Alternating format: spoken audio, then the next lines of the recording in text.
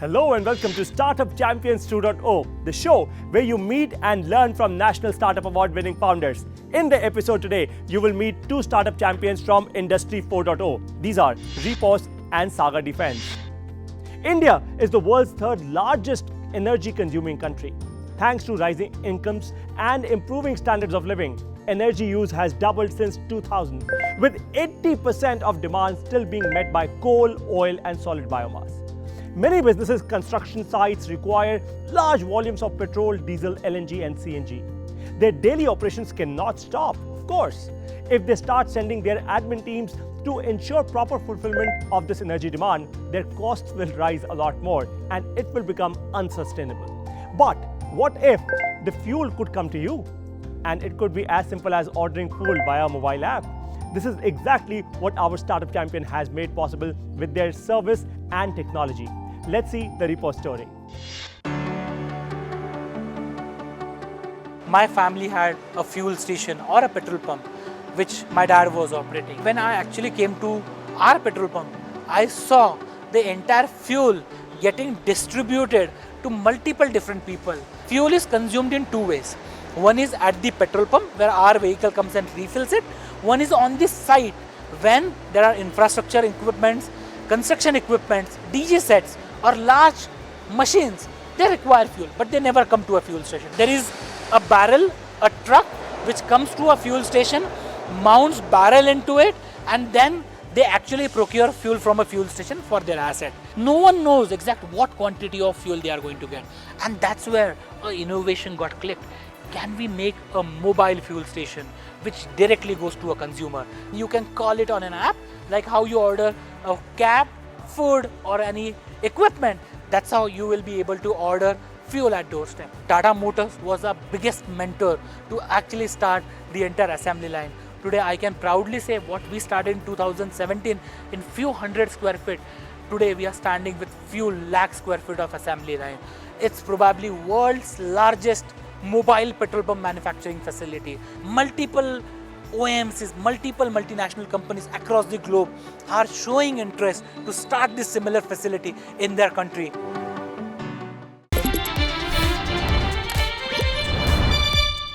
So Aditi and Chetan, welcome to Startup Champions 2.0. Thank you so much. Thank you for having us. Great. So my first question to the both of you is, how did you ever find this problem? So after my engineering, I was preparing for my masters, and my father said, within the gap of 2-3 months, can you come and look back at your family business, which was a petrol pump. While I was at fuel station, I understood there is two types of consumption. One is happening at the fuel station, one is happening on site. The on-site people are coming to our fuel station with some unorganized tanks, barrels, and they're procuring fuel from the fuel station going back. And there are huge challenges, the pilferages, spillages, and we always thought, can there be some solution out of it? We both discussed that, Chetan, we want to really make an impact and change the world. We can't sit at the petrol pump, And one fine day we were just figuring it out what to do. And there was an electricity blackout, complete no electricity in Pune. And because our business was petrol pump, we were getting a lot of calls from our customers that, I need a backup. Where's my vehicle, where's the barrels filled, where's the driver reached, and we were just coordinating. And then, we received a parcel from one of our e-commerce website, a book we had ordered. And when we received the book, there were all notifications flooded. Book has been received, this much you saved, it has been delivered by so and so. And that was the eureka moment, We said that why don't we deliver convenience at a customer's doorstep? Why don't we deliver fuel at a customer's doorstep, or someone can just order and we go and deliver? So that was the moment. Interesting. I'm sure more eureka moments will actually happen in this episode. Okay, my second question to the both of you is, look, Repos as a company has its own distribution mechanism, your own infrastructure as well. Now, how did you fund it in the first place on day one? And in this whole duration or time, have you actually raised any external funding? Yes. So while we started business, we first focused on what we had as an important resources.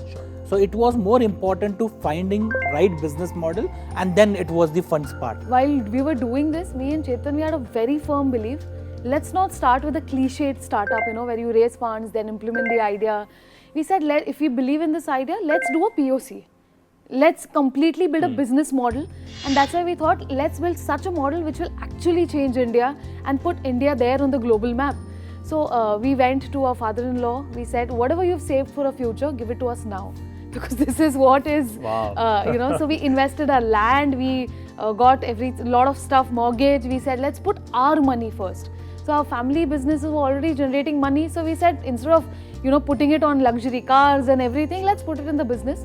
So we started investing with our own funds. Then second big thing that happened to us, everyone kind of disowned us because they said, what business you are into, it's a very big risk. Why are you leaving your family business and going into startup?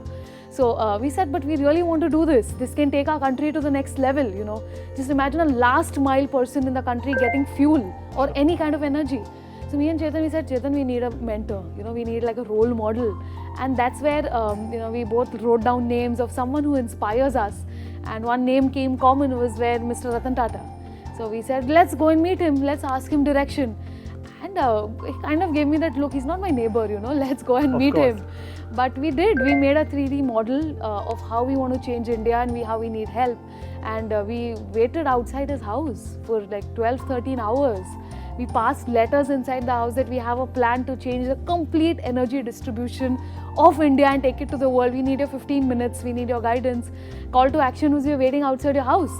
And you did that? Yeah, we did that. We got a call. The call said that, can I speak to Aditi and Chetan? I said, yes. Like, this is Mr. Ratan Tata here. And I got your letter. I'm very interested how you want to change the brick and mortar energy distribution model. Can we meet for 15 minutes? And trust me, that 15 minutes meeting got turned into 3 hours. Then right from his mentorship to 2019, he said that I want to invest my first token amount in you. We didn't go for funds. We just said, sir, guide us, we have money. In 2019, we got his first round from Mr. Tata. And then recently, 3 months ago, we raised our pre-series A. And our lead investor was Mr. Tata again with few HNIs. So yeah, we recently raised a 7.5 million USD, that is $56. Fantastic. Many congratulations to you guys. Thank you. Let's now talk numbers, like real impact, right? Because that's what you talk about. Yes. How much, for example, dead mile wastage would you have saved till now? Yeah, that's very important question because no one counts that. Correct. Every time we know we can only get fuel at a fuel station, right? Sure. But there is some different method. We have generally seen very large transporter, they save somewhere around 3 to 4% of fuel in dead mileage. And when I'm talking about a consumption of a few crore liters, we can imagine what this 3 or 4% counts for. Sure. Very interesting. Any other such numbers that you've seen, something in terms of cost or fuel consumption that has sort of actually gone down? Yeah. So we just spoke about dead mileage. There's a huge challenge with the pilferages. See, when we call as a fuel, it's a liquid gold. Anyone gets anyone at any price. So what we have did, the technology with the complete app and the IoT controller maps the vehicle. It has an OTP system, it has a fuel level sensor, and there is an average saving. What we have done in a pilot is somewhere around 7 to 9%. And then we saw that the pattern was about dead mileage, spillage and pilferages. So people are saving around 9 to 10%. And that equals to saving of dead mileage of carbon emissions. Sure. So we did a small calculation. 1 liter of fuel burned releases 2.69 kgs of carbon dioxide. So we have actually saved in the past 2 years carbon dioxide worth planting trees of 15 lakh trees. Phenomenal. And in the next 5 years, if the same model continues and according to our numbers, we will actually be saving carbon emissions worth planting 24 crore trees. That's, you can say, twice the city of Mumbai. Fantastic. So you have a tech platform as well that helps businesses understand and track their fuel consumption and costs as well. Tell us more about it. So the model started getting evolved. So we first thought it is only delivering fuel, but the next part was, can we monitor fuel? Because people are still storing fuel in their barrels or in unorganized tanks. So we have created an organized product called Datum, which completely monitors your fuel level, it dispenses it, and it gives you a complete tracking mechanism. On the app? Yeah, on the app. Got it. So, and what's your business model? How do you guys make money? So, simple way, we have a complete platform e-commerce where we have supply and we have demand. Sure. So, supply is someone who owns these mobile petrol pumps. So, kind of a franchisee partners. So, first source of revenue is we sell those vehicles to them because we are an asset-light company. So, after we sell them, if XYZ person buys it, he registers that vehicle on our platform. Okay. So, then we do marketing and sales on, of course, the e-commerce platform. We get him revenue and then we do the rev share with him per liter sold. So that's the entire business Fantastic. Millions of Indians are watching you right now on this very show. What's your message to all of them? I think this decade belongs to we all as youngsters. a lot of time has gone for this nation who has been building. If we really give our life for this entire thing for next 10 years, I think by 2030 we will be seen as a global leader. That's what I totally believe that. What do you have to say? So I really believe in what Swami Vivekananda had said, that give me 100 youth and I can change India. You know, we all youth, we are in a percentage of 65% belongs to us youngsters. And if we just give up the comfort zone, you know, if we just give up of what's in it for me, I think India is a story that world is waiting for, and we all can contribute and we all can think that we can take India global. And that's what is our dream, that can we make India a superpower by 2030. And I think if you dream it, you can achieve it. Aditi and Chetan, thank you so much for being on Startup Champions 2.0. The top 2 lessons for all of you from this session are: number 1, fuel distribution is a massive opportunity in India. And number 2, keep following government policies. You can create strong leverage and hence create exit and entry barriers in your business. It's time for a short break. Don't go anywhere. On the other side, you will meet our next startup champion. Have you ever imagined that you can fly on a drone? They have done it. Don't miss a single second of this episode. I will see you on the other side.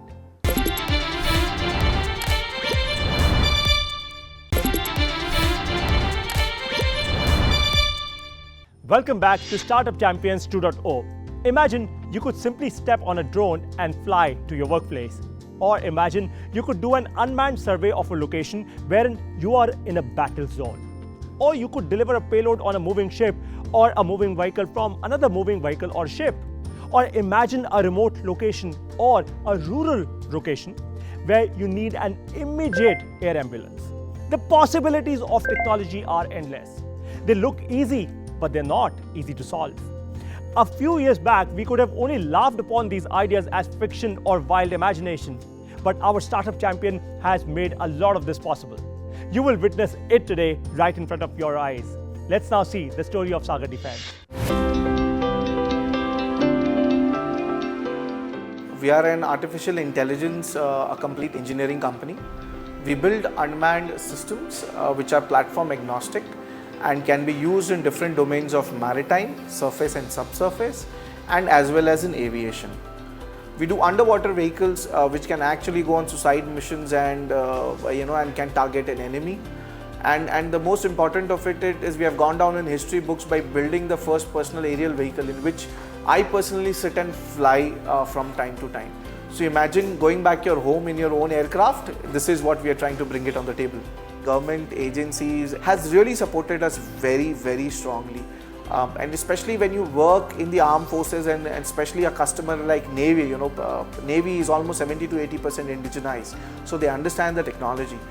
Even at that front, the support at the levels of, the officers have been very strong. They have started believing in you. We have officers visiting us here and they say that, we have heard a lot about you. We would like to see what you guys do. So I keep telling my team also from time to time, success is not in attainment but in trying. So this journey has been towards believing in your dream and working hard towards it. And that is what has led to what SD is today.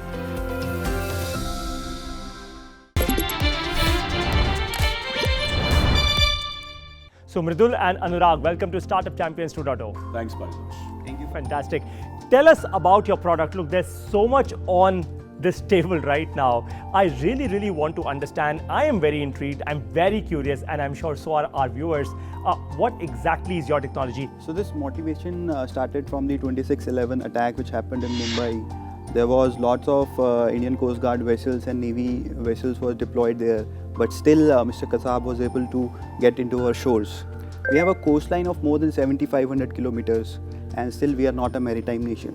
So how did it all happen? It was a motivation for us to do something in this arena. So it all started with Captain Nikunj Parashar, who started this company back in 2015. And the goal was to build something which could help people out at sea and saving people lives out at sea, at the same time reducing the capex and opex by more than 45%. So what we built is a technology called Boat in a Box platform, which is a combination of software and hardware.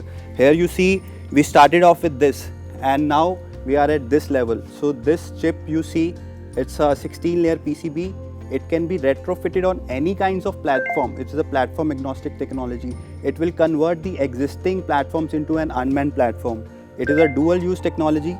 So suppose there is this vessel you see, it is having a capacity of 10 persons. They can go and do the survey operation, surveillance operation, and very other all offshore operations as well.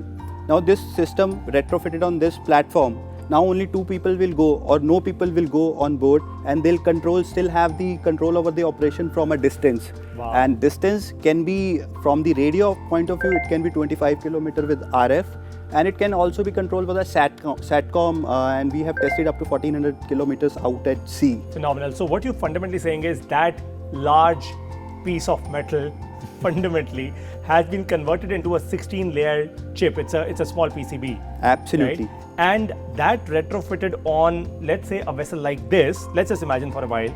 So you're saying this becomes autonomous. Absolutely. It will just drive on its own. Absolutely. Is this true? Absolutely, it is true. This is phenomenal. And I would like to put this light into it. This technology, as it is the front forward in this arena, the armed forces has been the early adopters of these. So they gave us the opportunity, including Indian Navy. And in fact, that is my second question to you. So, you work with the Indian Navy. Tell us, how did that happen? It happened back in 2018, where an officer from the Navy, which didn't identify that he is from Navy, he came to our facility back in 2018, where we were operating out of a 1200 square feet office in Borivali, Mumbai. And he talked to us about 3 hours, and he understood all the technology we built. And after a conversation of 3 hours, he told us that he is from Navy. So initially we started off working in the maritime sector, and we built this technology with the help of the Navy. And from there, our technology and the product level things go into the lights, and where we got the opportunity.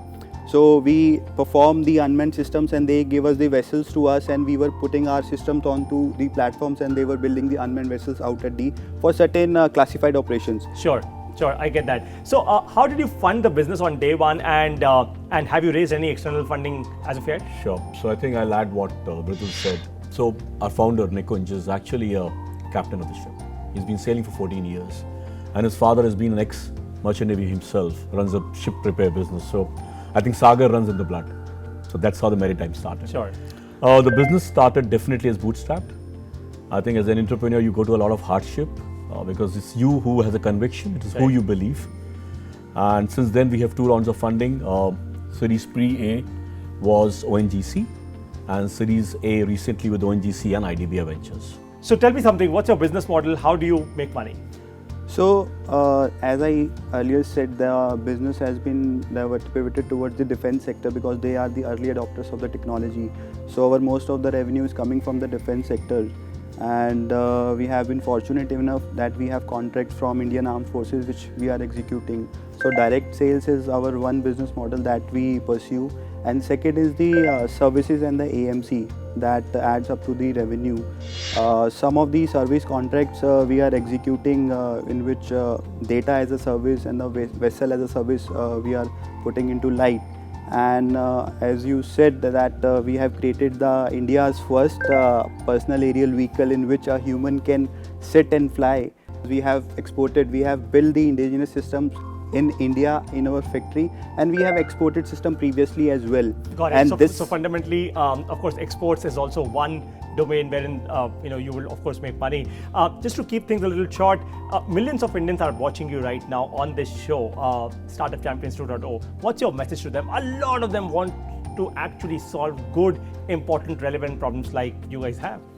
So when you have a problem and it is very important enough, and when you look at the success is not in attainment, but it is in trying every day. You have to dream big, you have to dream in the day, you have to dream in the night, and make things happen. And you have to enjoy the journey, you have to enjoy the struggle. It's not like that success is a step, it is a journey of success, we I call love it. that. What's your message? I think failure. I mean, a lot of entrepreneurs in our ecosystem, with the failures, they are scared, they are afraid, they stop. I think perseverance. And the technology which Sagar Defense is building doesn't exist in the global, right, in scenario. So failures is the mantra of success. So keep failing till you're successful. This is fantastic. Keep failing till you're successful. The top 2 lessons of this session are: number 1, the possibilities of unmanned flight and surveillance are endless. Number 2, build for the future. The present is already being solved for. You can create what you imagine. It's time for a short break. Up next will be questions from our audience, that is you, and step number 16 of how to start a startup. I will see you on the other side.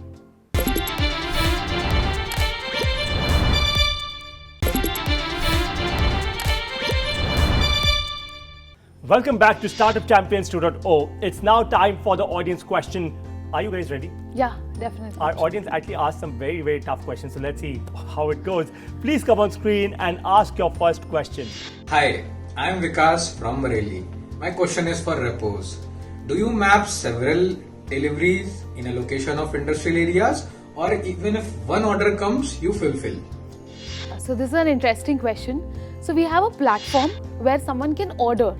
Okay. And when you go to order your order, so when we receive the order at the back end, it is based on an algorithm according to time, distance and your quantity. So at the similar time, if there are similar orders at the similar location, then one vehicle goes and delivers these orders. But according to the algorithm, if the nearest vehicle at your time, and even it's one vehicle or one order, it will go and deliver it. So it depends. It's the algorithm that is our USP. Let's now take our second question. Hi, I am Rashi from Bhopal. I have a question for Sagar Defense. How soon do you think flying taxis can actually be a reality?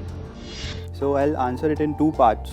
So with respect to the technology and with respect to the regulatory frameworks. Sure. With respect to the technology, as we have already demonstrated the same, and the technology is capable enough that it can be scaled to a level where a person can sit and fly, and it will be air taxis like Ola and Uber in the coming 1.5 years with respect to the technology per se. But with respect to the regulatory framework, there are very certain stakeholders that are that are in this scenario, including the Ministry of Civil Aviation, DGCA and air traffic controllers as well. And we have to have unmanned traffic management systems to control these personal aerial vehicles and personal area taxis. So that as a company, we foresee 4 to 5 years down the line, we see person flying and going to a destination as per their convenience. I am fascinated with that thought. Fantastic. On that note, learning leads to earning. You all know this. Let's now continue our journey of learning with step number 16 of how to start a startup. Operate with data and KPI. You've learned about KPI before. Let's now talk about data and KPI together. Step number 1, design one growth KPI for your entire team. Remember this very, very well. Look, a lot of startups go wrong right here because they are not able to design that one growth KPI for all of their teams together. Because if this does not happen, nothing will fundamentally move further and forward. You will still keep doing a lot of hard work. You will still burn the midnight oil, but you will lead to nowhere. Step number 2, design one growth KPI for the entire company.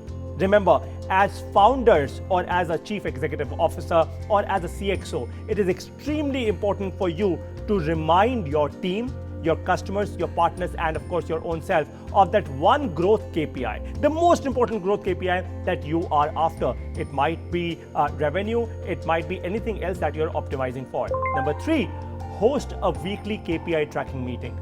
A lot of startups realize the fact that, look, KPIs have been done, we've designed, everything is done and dusted, but you forget tracking it.